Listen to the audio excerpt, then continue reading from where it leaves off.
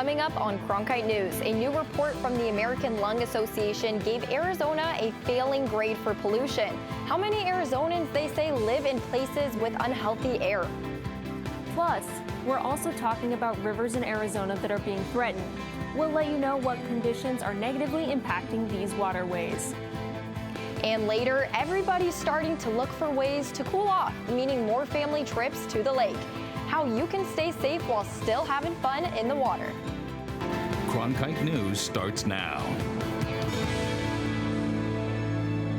Good evening and welcome to Cronkite News on Arizona PBS. I'm Faith Abercrombie. And I'm Anna Campbell. Thank you for joining us. Phoenix residents are exposed to unhealthy air pollution, according to the 2022 State of the Air report from the American Lung Association. Cronkite News reporter Valeria Rodriguez tells us what Arizona counties are most affected and what is causing this rise. Particle pollution and ozone are the most harmful and widespread types of air pollution in the valley. The 2022 State of Air report indicates that Phoenix ranked 5th for high ozone days out of 226 metropolitan areas. We experienced more days of short-term particle pollution, ranking 11th, making us one of the most polluted cities in the country. And we ranked 8th for annual particle pollution. Joanna Strother from the American Lung Association explains what is causing this issue. So we are seeing more wildfires. The rising temperatures associated with climate change do increase ozone and particle pollution and do cause more frequent and catastrophic wildfires. So we're heading into wildfire season here in Arizona, and we see some already in the northern part of the state.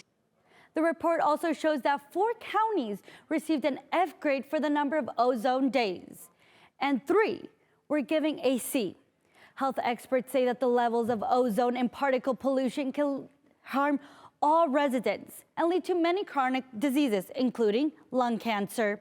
In the newsroom, Valeria Rodriguez, Cronkite News. Some major wildfires are still raging in Arizona. High winds and dry conditions have spurred fires in Flagstaff and Prescott National Forest. Governor Doug Ducey declared a state of emergency for Coconino County's tunnel fire. This time-lapse video from O'Leary Peak in Coconino County shows us some of the smoke rising from Flagstaff's tunnel fire. The fire has taken over 16,000 acres of land and forced nearly 700 homes to evacuate. Almost 30 structures have been burned as a result, but no casualties have been reported so far. It nearly tripled in size from Tuesday to Wednesday, and it's continuing to grow into the northeast. Meanwhile, Prescott National Forest's Crooks Fire has also forced some communities to evacuate. The Crooks Fire started on April 18th and has burned through 2,000 acres of land. 2 Arizona rivers landed on the list of the 10 most endangered rivers in the United States this week. The drought-ravaged Colorado River was number 1, and southern Arizona's San Pedro River was number 8 in the annual report by the group American Rivers. Alexia Stanbridge has more from our Washington bureau. Millions of people in 7 western states depend on the Colorado River for drinking water, farming, and business. That demand was already stressing the river, and that was before the 20-year drought that has been gripping parts of the West. Our reality now is that we are a hotter, drier place with less water. And over the last 22 years, since 2000, the river has lost 20% of its flow. The American Rivers report said the Colorado was already overtapped, with too many people pulling too much water. The drought has only made things worse, with record low levels now in Lake Powell and Lake Mead. The crisis is happening. We need to acknowledge and learn to live with the river that we have. Matt Rice said going forward, residents will need to plan for a river in a hotter, drier climate. I'd suggest this is not a drought because a drought implies that there's an end to it. So as many climate scientists are saying, they're using a new term. This is the aridification of the West. While a lack of surface water is the problem for the Colorado, the San Pedro River in southern Arizona faces a different problem. People are pumping too much of the groundwater that supports the river in dry times. Groundwater flows are directly connected to surface water river flows. Experts said the rivers can be helped with changes to state and federal law that would restrict water use, and by investing some of the billions in the recently passed infrastructure bill to plan for a tighter water supply. This report is a blazing alarm for all of us to think about how we can do more to conserve water, to protect the river and the values that it brings across the whole basin. Gonzalez said it's in everyone's interest to act now. These waterways are so interconnected and, everyone's, for the most part, downstream from someone. Experts say that everyone can help by paying attention to policies and trying to cut back the water your household uses. In Washington, Alexia Stambridge, Cronkite News. This is not the first time the Colorado River has been on the most endangered list. It was also #1 in 2013 for many of the same reasons. The biggest difference is that there are millions more people relying on the river now than there were back then. 3 major airlines announced their decision to let some unruly passengers back from their no-fly lists. United, Delta, and American are now allowing some passengers back on board, mainly those who were previously penalized for not wearing a mask. Meanwhile, the Federal Aviation Administration has decided to make its zero-tolerance policy for unruly travelers permanent. The rule was enacted in January 2021 in response to a rise in passenger incidents. Under the policy, the FAA can fine unruly passengers. Cases can also be escalated to criminal investigations or even charges.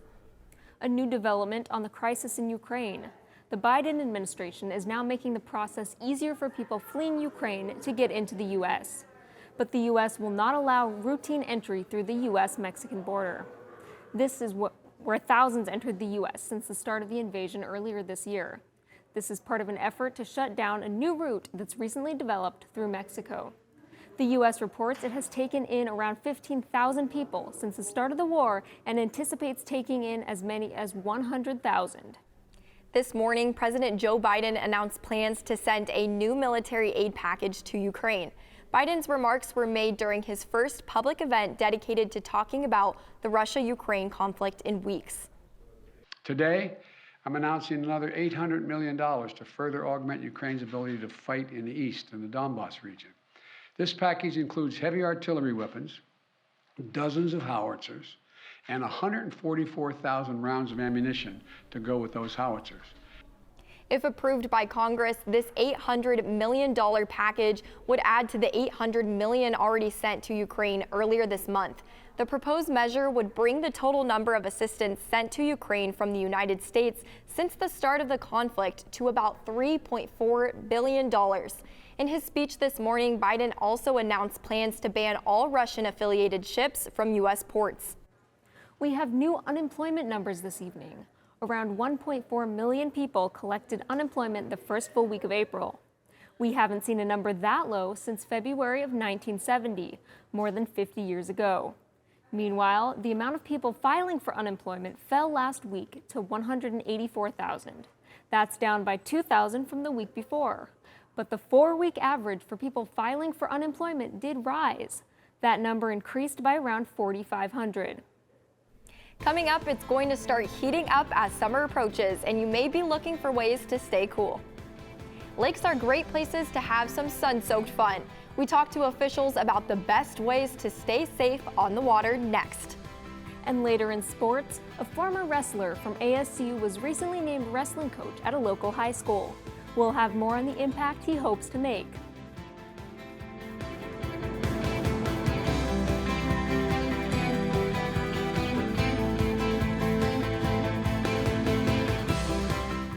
Passport is adding new shows and doubling the number of episodes for you to stream. For the first time ever, our most popular programs have been selected just for you. But there's so much more. Whether you like to travel, wow, feast, and calories don't count.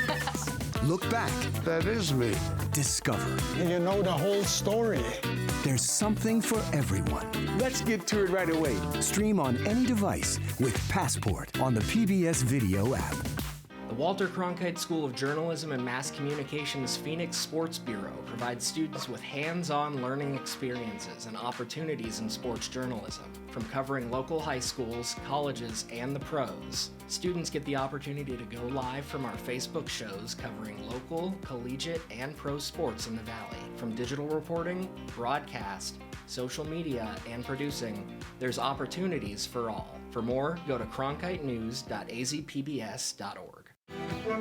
Every day I wake up, my first thought is, how can I serve this community?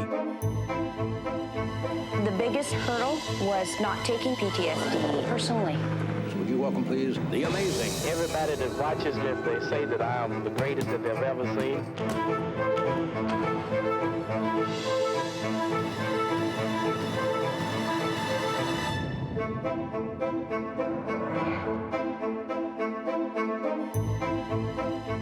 Cronkite News provides students at ASU's Walter Cronkite School of Journalism with the opportunity to gain real-world experience in the newsroom.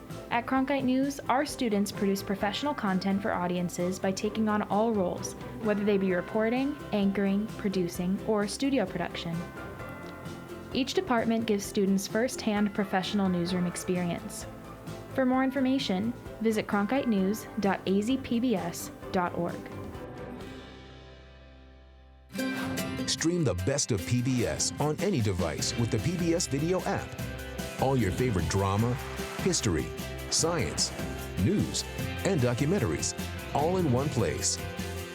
Watch your PBS station live or catch up on the shows you missed.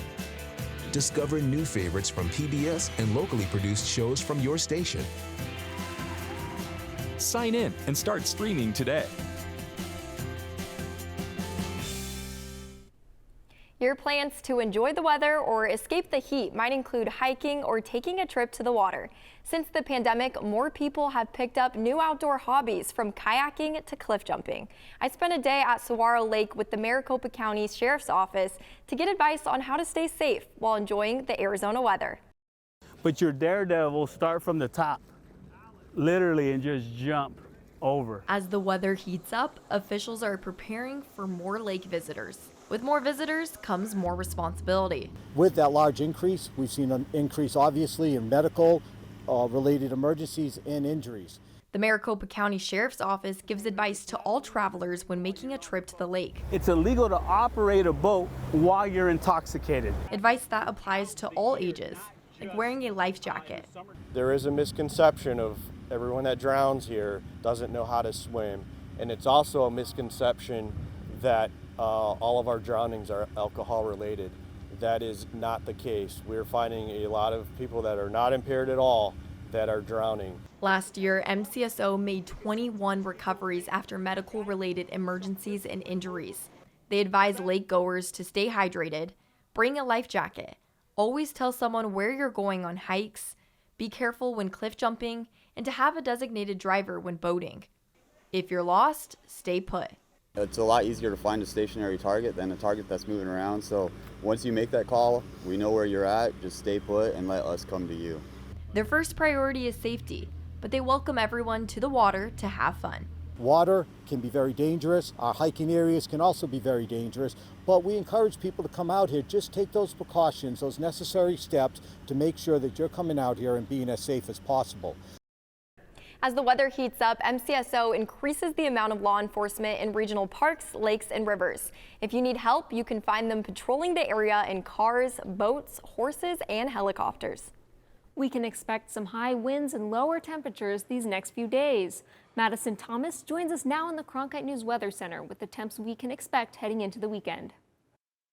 One of the most important things to pay attention to here in Arizona right now is these wind speeds that we may be seeing. As we are seeing the rapid spread of wildfires up in the northern region of the state, these high wind speeds will only contribute to the spread and make it harder to contain these wildfires. In Show Low tomorrow around 4:30 p.m., we will be seeing wind speeds of 37 miles per hour, 26 miles per hour over in Prescott, 24 in Flagstaff, and 35 over in Window Rock. Now, taking a look back at the weather here in Phoenix for the rest of the evening, at 6 p.m. we will be at 91 degrees. And at 10 p.m. we only drop about 10 degrees to be at 80. Now, looking across the valley for tomorrow's high temperatures, things do cool off a little bit, and we will see that for a couple of days before things heat up again. Around this time, our average temperature is 87 degrees, but here in Phoenix tomorrow, our high will be 78, with highs all in the 70s throughout the valley. As I said, things will be a little cooler the next couple of days. We will be at 82 on Saturday, and both Friday and Saturday we have cloudy skies, but things get sunny again on Sunday and Monday. And by Tuesday, we could see our first 100-degree day of the year. From the Cronkite Weather Center, I'm Madison Thomas. It's time for sports. I'm Andrew KURLAND, and on the Cronkite Sports Report, we'll give you an update on Devin Booker's injury. How long is he expected to be out? That and more next.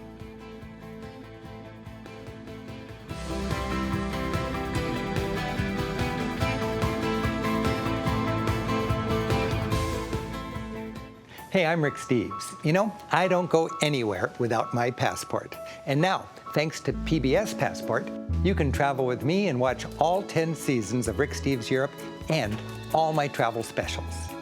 This exclusive streaming service is just for our members. Not only can you see all my shows, but you can see thousands of hours of your favorite public television shows. Become a member today and get your passport. Your favorite member benefit is getting better and bigger. This is wonderful. Over the next year, Passport is adding new shows and doubling the number of episodes for you to stream. They give us all that they've got. From your favorite cooking and travel series. Even the stairs are breathtaking. To history specials and award-winning documentaries. Better and bigger. That really is the fun part. Stream on any device with Passport on the PBS Video app. Every day I wake up, my first thought is, how can I serve this community? The biggest hurdle was not taking PTSD personally. Would you welcome, please, the amazing. Everybody that watches this, they say that I am the greatest that they've ever seen.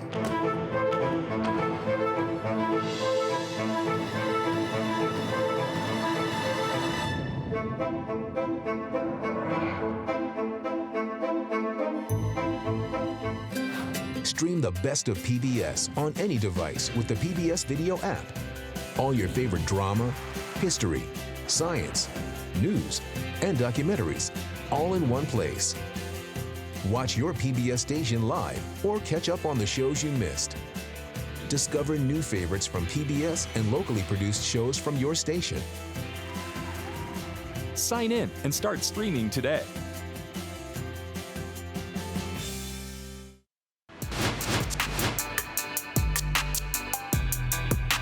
Welcome back to Cronkite News. I'm Andrew KURLAND, and this is your Cronkite Sports Report. We start with disappointing news for the Suns as Devin Booker is projected to miss 2 to 3 weeks with a hamstring injury. It's a bump in the road as the team with the best record in the NBA is trying to make it back to the NBA Finals. Their playoff series against the Pelicans is tied at 1 game apiece.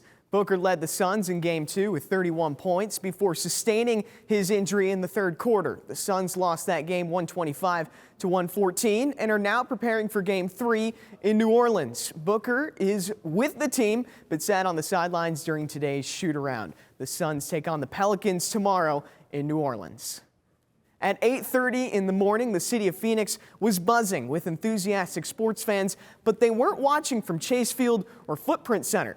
I got the chance to check out 2 bars that are keeping the game of soccer alive across the valley.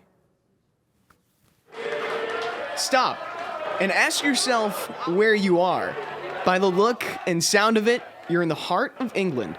But walk outside the doors of the Crown House and you're in the heart of downtown Phoenix.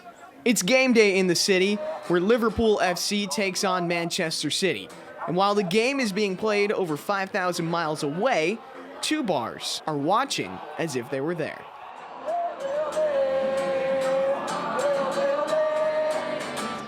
Many supporters of the 2 clubs have attended an actual game across the pond. They say the atmosphere inside the bar draws a close feeling of being there. It's almost like you're at a game. I've been at Anfield several times and atmosphere it comes close, especially when you've got this many people here, and there's some proper diehard supporters in there. In the sea of red stands a few rather brave Manchester City fans. C.W. Brock was around a lot of angry faces when his team scored first. So, it was funny. It took a moment when everybody else was loud to celebrate, and when they got quiet, I got quiet. Only a few blocks down, the reaction was far from quiet.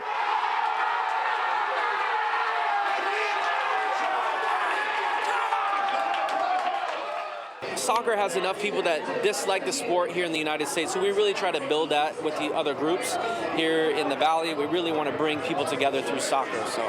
Nick ROEN is one of the leaders of the Desert Blues, a group dedicated to supporting Manchester City in Arizona. The reach of the club spans as far as Manchester itself. These guys have actually got a flag in the Manchester City ground. It says Desert Blues on it, and I'd always wondered who they were. So I thought when I was in Phoenix I would just Google it, see what was around. So I just walked down here this morning. By the look and sound of it, it's clear that soccer is here to stay in the city of Phoenix, even if it means growing the sport one game and one goal at a time. What a great atmosphere that was, and there's a chance they could play each other again. Both Liverpool and Manchester City are in the Champions League semifinals. If both advance, they'll meet again in the final. You can only imagine what that matchup would look like. Mesa High School announced a new head coach for their wrestling program, and he may be a familiar face for Arizona State fans. Cronkite News reporter Shane Fricke has more on this former ASU national champion who's taking over the program. After head coach David DiDomenico announced his plans to retire after the 2021-2022 season, Mesa needed to find someone to replace him. Luckily for them, two-time high school state champion and NCAA champion Anthony Robles was ready to take on that role. We're extremely excited. We really are. I think this is such an opportunity. Anthony wants to be here in a head coaching capacity. Kids really look up to him, and they'll go through a wall for him. After graduating in 2011, Robles wrote a book and began touring the U.S. as a motivational speaker. He was able to inspire people all around the nation, but now he's excited to motivate the athletes at his alma mater. I love wrestling so much. I love Mesa High School, and so I knew that I wanted to be that positive role model for the next generation coming up. Robles also brings a reputation, and some athletes may treat him as a celebrity. But Robles wants his athletes to understand that he's here to coach them and be there for them. This isn't about me. This isn't about what I've done. I'm here for you. I'm here to be your coach. I'm here to help you reach your goals. Robles' background as a national champion and motivational speaker will help him teach lessons to the students of Mesa High on and off the mat for years to come. In Mesa, Shane Fricke, Cronkite News. The ASU football program suffered a few more blows this week as two top players made their move to the transfer portal. Linebacker Eric Gentry and wide receiver Ricky Pearsall are the two newest players to leave the team. This comes only a few weeks after their spring football camp. Reasons for the players' departure are still not entirely clear. Well, that's all we have for today's Cronkite Sports Report. Anna, back to you. Coming up, an interesting eclipse was captured by a Mars rover in the shape of a potato. A look at some of the funky footage sent by the Mars rover Perseverance next.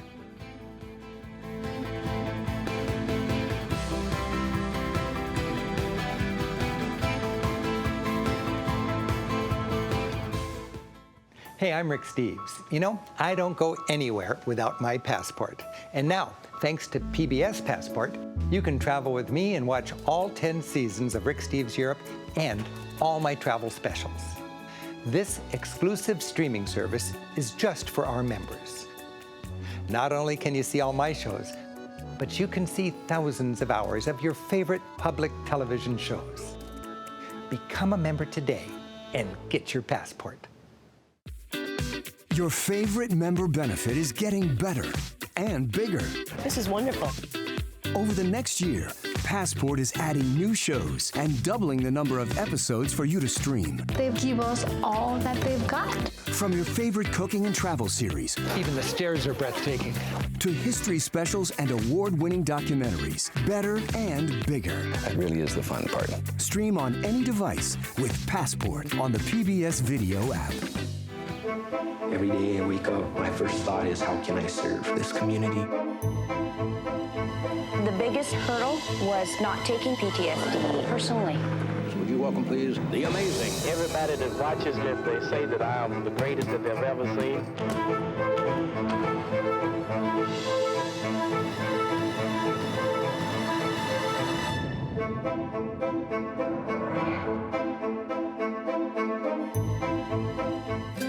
Stream the best of PBS on any device with the PBS Video app.